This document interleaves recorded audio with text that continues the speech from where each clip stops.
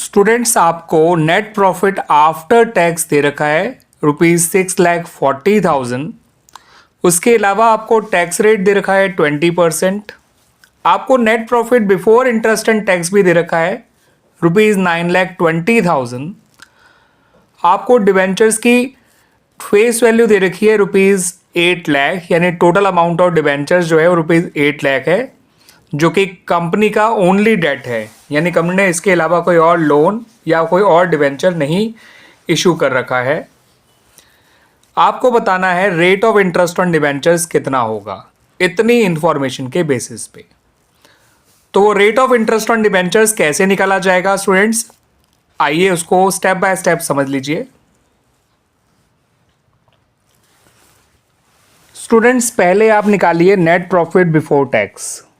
उसके लिए आपको जो भी आपको टैक्स दे रखा है, टैक्स का परसेंटेज दे रखा है स्टूडेंट्स, है ना, तो उसके लिए नेट प्रॉफिट आफ्टर टैक्स को मल्टीप्लाई करिए 100 से और डिवाइड करिए 100 माइनस टैक्स रेट से। तो नेट प्रॉफिट आफ्टर टैक्स था आपका student 6,40,000 multiplied by 100 upon 100 minus 20 यानी कि 80। आप इसे सॉल्व करेंगे तो ये आएगा 5, ये 4 से 640 काटेंगे तो 160 आएगा, और 1,60,000 इंटू 5 कर दीजिए। नेट प्रॉफिट बिफोर टैक्स आ गया ₹8 लाख।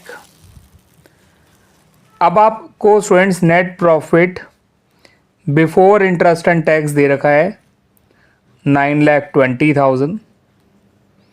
ठीक है स्टूडेंट्स, अब net profit before interest and tax और नेट प्रॉफिट बिफोर टैक्स, इन दोनों के डिफरेंस से आपको इंटरेस्ट मिल जाएगा 1,20,000। अब आपको इंटरेस्ट मिल गया स्टूडेंट्स। अब आपको निकालना है इंटरेस्ट का रेट। तो रेट ऑफ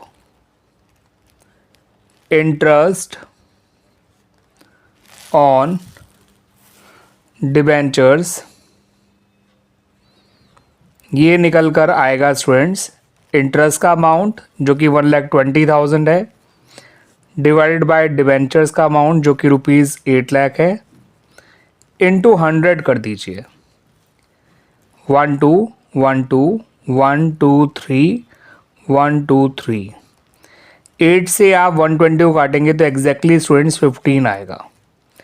तो rate of interest on debentures है 15%। ठीक है, या भी कह लीजिए 15% पर एनम। इनको वैसे ऐसे लिखा जाता है 15% डिवेंचर्स। ठीक है स्टूडेंट्स, जिनकी फेस वैल्यू है ₹8 लाख। तो अगर आपको आंसर में सिर्फ 15% भी लिखा हुआ मिले तो आप समझ जाइएगा वो 15% पर एनम ही हुआ करता है। ठीक है स्टूडेंट्स, क्लियर होगी मेरी बात।